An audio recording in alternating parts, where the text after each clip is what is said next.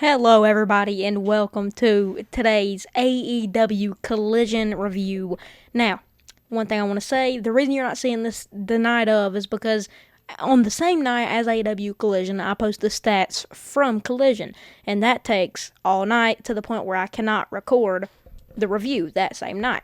So today, this morning, I'm doing the AEW Collision review because I love doing these reviews, and I think we're going to keep sticking to doing them like this because they're really great.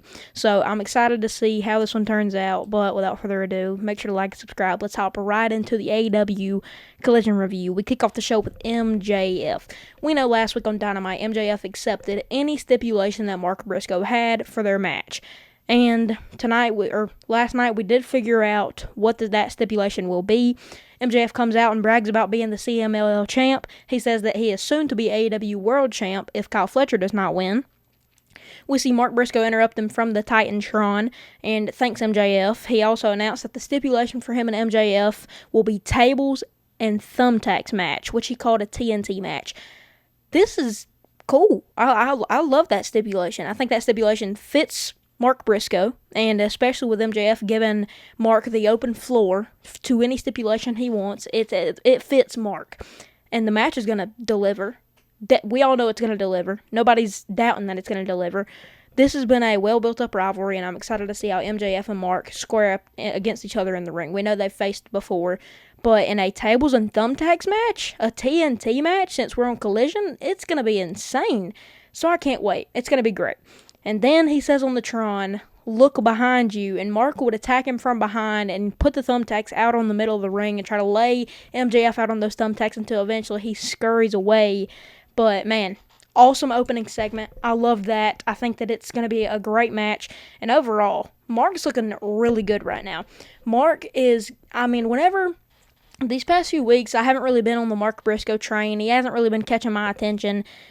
But with this stipulation, I think it's definitely going to level up his game 10 times more. I think he's going to really get some great respect for doing this match. I think the match is going to be awesome.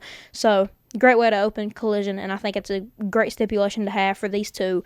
And overall, I know I keep saying it, but I can't wait.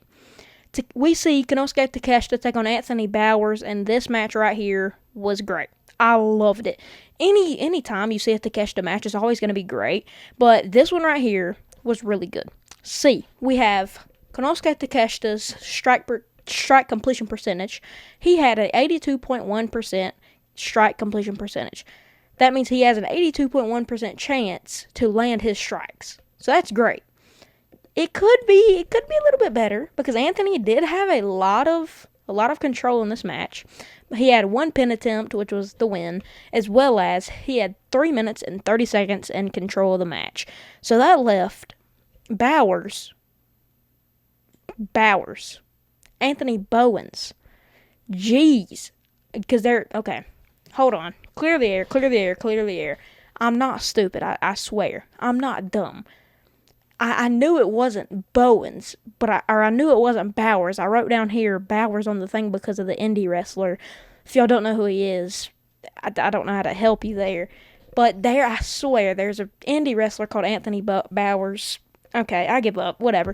Anywho, Takeshita ended up defeating Bowens in this match right here, and I think that great opening match to open Dynamite tonight, so I loved it. Or Dynamite, gosh, I'm not locked. But a great match to open Collision. I think it was great. Overall, very good match here. I'm going to give it a 7 out of 10. Great match, but I don't know. I kind of wasn't feeling it a little bit. I think that Takeshita should have gotten more offense, but overall, it's a great match whenever Takeshita's in the ring. So, 6 out of 10. It's going to be alright. I just bumped it down a little bit there. Then we see Big Bill face Max Caster with 3 minutes and 6 seconds left on the clock. Big Bill defeats Max Caster. Then, after the match, we see Big Bill got a promo. We all know Eddie Kingston's thread. He says that he got the phone calls and the money and the right contract is signed. And he said that the right contract signed on his part. And now he said just send the location. So Big Bill gets on the mic after the match and makes the location official. It'll be at All Out and calls Eddie a typical loudmouth fraud to end the segment. This is going to be great. Eddie Kingston is coming back, folks. Eddie Kingston's coming back at AEW All Out next week. It's going to be great. This makes me want to watch it over WrestlePalooza, but I just can't. I can't, dude. I can't.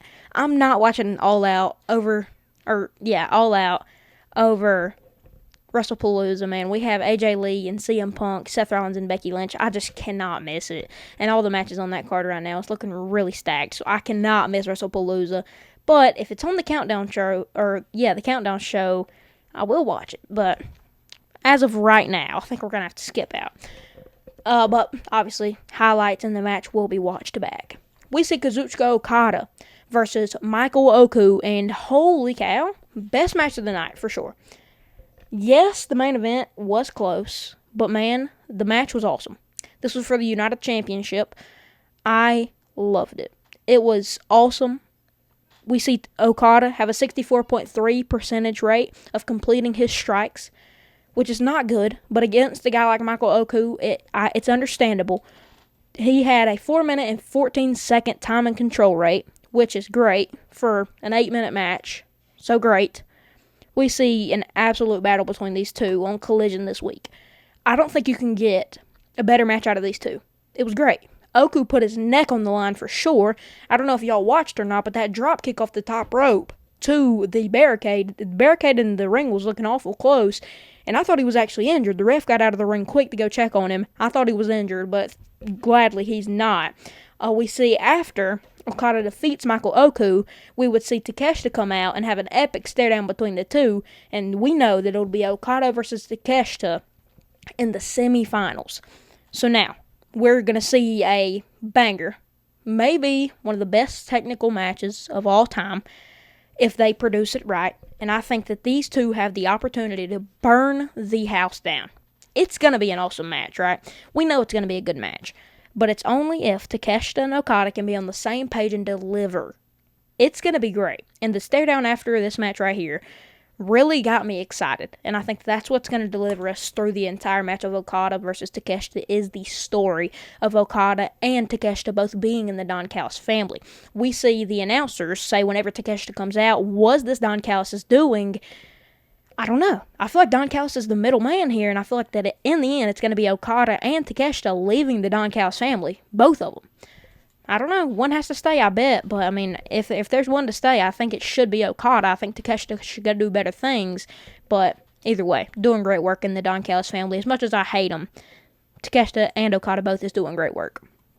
In the main event, Daniel Garcia and Jon Moxley would face Roderick Strong and Kyle O'Reilly. We see Daniel start off the match. And this is the first match that Daniel Garcia and Jon Moxley is teaming up together in the Death Riders. We know last week on Dynamite, we see Daniel Garcia turn to the dark side. He attacks Darby Allin and goes to the dark side and joins the Death Riders. In this match, we would see Daniel Garcia get helped up by Marina Shafir, which is a great sign that pretty much indicates that he is in the Death Riders. He comes out with their entrance and everything. Mox had to come to the aid of Daniel a good bit in this match, but one thing that's concerned me the most was Daniel looked like he did not fit in. He didn't know the playbook. He didn't know what to do in certain situations, and I think that was what we were supposed to go for. I think that they did it on purpose. It clearly looked like that Daniel Garcia did not know what he was doing, and I think that was the plan. I think that Daniel Garcia was meant to look like he was not comfortable in the Death Riders. That's because for so long he's been on the good side, but now he's finally turned to the dark side and doing the things that nobody ever thought he would do, and after this hate relationship between Daniel and the Death Riders for so long, now we're seeing Daniel turn to the Death Riders and join them.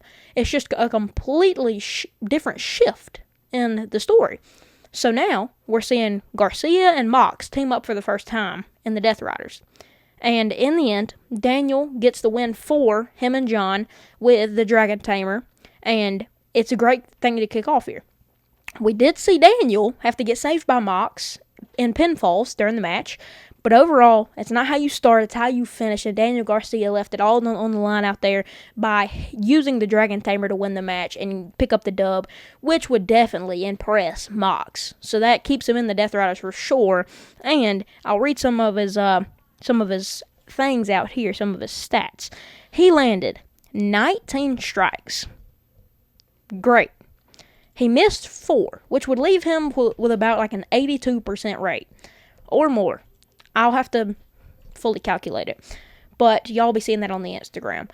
But overall, the match right here, Daniel looked comfortable at the end. At the start of the match, he looked really, really desperate for certain moves. He looked uncomfortable, and that's just not what you want to see if you're joining the Death Riders. Because we know the Death Riders are all about comfortability. They're all about being the most comfortable in the ring and doing the most crazy stuff you can possibly see.